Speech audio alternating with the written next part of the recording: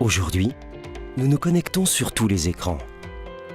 Pour vous aider, vous les marques, à suivre votre audience toujours plus fragmentée, partout, SmartClip est là.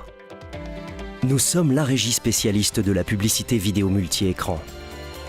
Leader de la vidéo sur Internet, nous touchons 1 milliard de visiteurs uniques.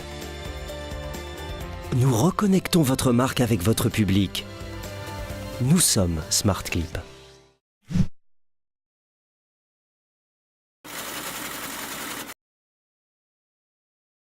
Comment on les a intégrés dans nos plans? Finalement, aujourd'hui, on n'a que très peu de données quantitatives sur ces chaînes.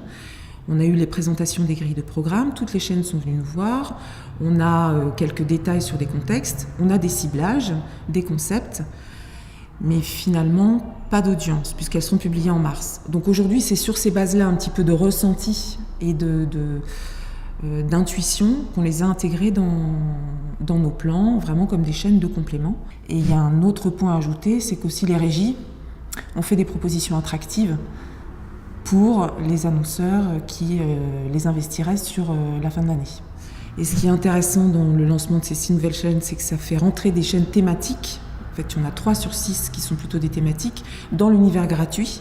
Donc sur les 6 nouvelles chaînes qui se sont lancées, il y en a 3 qui ont particulièrement retenu mon attention parce qu'elles présentent des thématiques plus fortes. Donc la première, c'est l'équipe 21. Parce que, à part Stade 2 aujourd'hui, dans l'offre gratuite, il n'y a pas de chaîne d'infos vraiment sportive.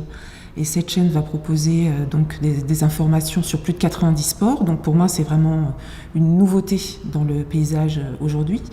La deuxième, c'est Chérie 25, parce que c'est une chaîne 100% femmes. Et dans ce qu'on a pu voir, je trouve que le concept est assez fort. La directrice des programmes, elle semble savoir exactement où elle veut aller. Les premiers extraits de programmes qu'on nous a présentés, ont l'air plutôt prometteurs.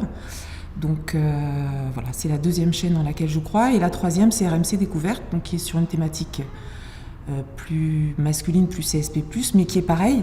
C'est une offre gratuite qui n'existait pas aujourd'hui, puisque un annonceur qui voulait faire aussi un ciblage un peu particulier était obligé d'aller sur les chaînes payantes du câble et du satellite.